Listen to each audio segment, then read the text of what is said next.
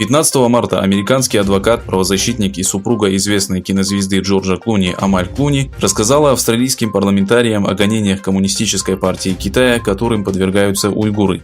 Амаль Клуни предложила издать закон, предусматривающий введение санкций в отношении китайских чиновников и компаний, замешанных в преступлениях против человечества и трудовой эксплуатации миллионов уйгуров, содержащихся в лагерях перевоспитания.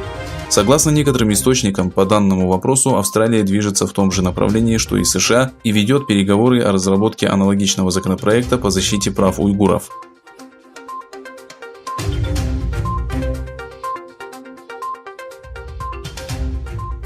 Во время рассмотрения законопроекта о наказании за оскорбление национального гимна Китая в парламенте Гонконга началась драка. Оппозиционные депутаты выступили против рассмотрения законопроекта. Когда службы безопасности попытались выдворить их из зала заседания, между парламентариями произошла потасовка.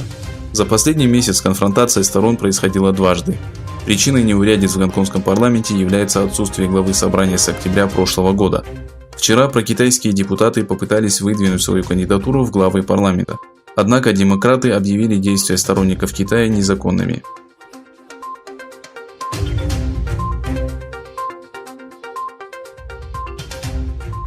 Россия присоединилась к странам, которые поддержали призыв к независимому расследованию вспышки коронавируса в Китае.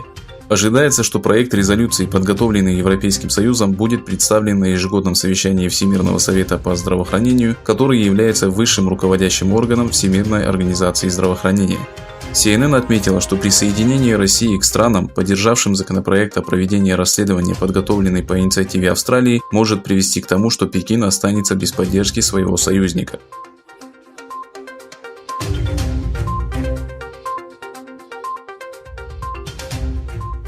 Министр здравоохранения и социального обеспечения США Алекс Азар выступил на 73-й сессии Всемирной ассамблеи здравоохранения.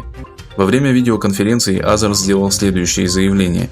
Эта организация не смогла получить необходимую информацию о вирусе, что привело к гибели тысяч людей по всему миру. Подчеркнув, что деятельность Всемирной организации здравоохранения должна быть прозрачной, Азар заявил, что США поддерживают предложение, которое включает проведение независимого разбирательства относительно ответственности организации за нынешнюю ситуацию в мире.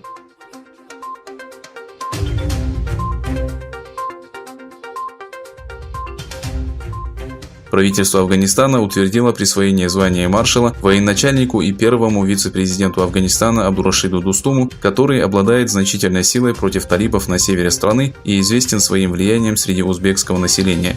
Чтобы преодолеть проблему двуглавого управления, которая возникла после выборов в стране, глава правительства Кабула Эшреф Гани и правительственный деятель номер 2 Абдулла Абдулла заключили договор. Таким образом, Достум достиг самого высокого военного звания среди правительственных сил, поддерживаемых США.